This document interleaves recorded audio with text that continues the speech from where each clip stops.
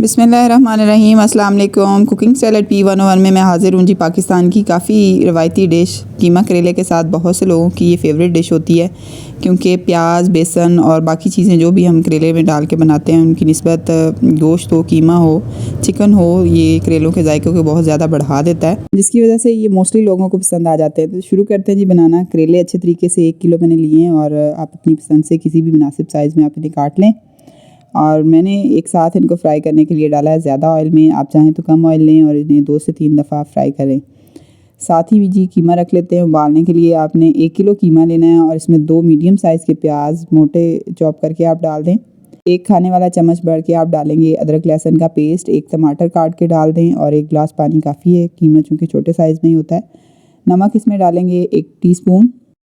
ہلکے ہاتھ سے اس کو ہلائیں اور پریشر کوکر آن کر دیں۔ تقریباً اس کو آپ نے 6 سے 7 منٹ کے لیے گلانا ہے۔ ساتھ میں کریلے فرائی ہو چکے ہیں۔ میں نے ان کے بیج نرم تھے کافی، وہ نہیں نکالے، جس کی وجہ سے ان میں ڈارک براؤن ٹیکسچر آ رہا ہے، لیکن بیج تھوڑے سے ڈارک براؤن ہوئے ہیں۔ کریلے جو ہیں وہ گرینش براؤن ہی ہیں۔ کریلے فرائی ہو گئے، ان کو نکال لیتے ہیں، اور جو زیادہ کڑاہی میں تیل ہے اس کو میں نکال دوں گی، اور قیمے کو اسی میں شفٹ کر لیا تاکہ آسانی سے بن جائے۔ اس میں جتنا بھی ایکسیسو پانی تھوڑا سا بچ گیا ہے، آپ اس کو تیز آنچ کر کے ختم کر دیں، خشک کر دیں، اس کے بعد اس کو بھونیں گے۔ 8 سے 10 منٹ کے لیے آپ نے قیمے کو میڈیم آنچ پہ بھوننا ہے۔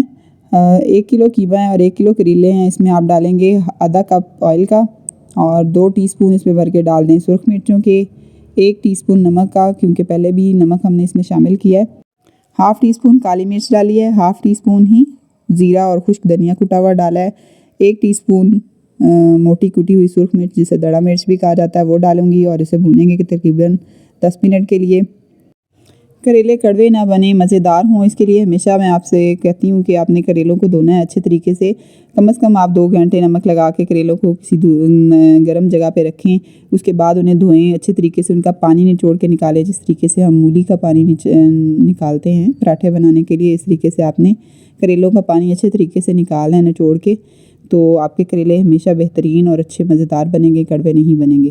قیمہ اس طریقے سے بھن جائے، فرائی ہو جائے اچھے طریقے سے، تب آپ اس میں ڈالیں 1 موٹی کٹی ہوئی سبز مرچ اور ٹماٹر، ساتھ ہی کریلے ڈال دیں فرائی کیے ہوئے، اور تقریباً ان کو 3 سے 4 منٹ مزید اس طرح سے فرائی کریں، اور اس کے بعد آپ چاہیں تو اس لیول پہ ہلکا سا پانی اس میں ڈال کے دم پہ رکھیں۔ اگر گنجائش نہیں ہے، نہیں ڈالنا چاہتے، پسند نہیں ہے آپ کو، تو آپ اسی طریقے سے ان کو 3 سے 4 منٹ فرائی کریں، اور پھر ہلکی آنچ پہ دم پہ رکھیں ان کو مزید 2 سے 3 منٹ کے لیے۔ دھنیا بھی ڈال دیا ہے اچھے طریقے سے۔ اب انہیں دم کے بعد کھولتے ہیں۔ کریلے تیار ہیں جی، سرو کریں نان کے ساتھ، روٹی کے ساتھ، بہت اچھے مزیدار لگیں گے۔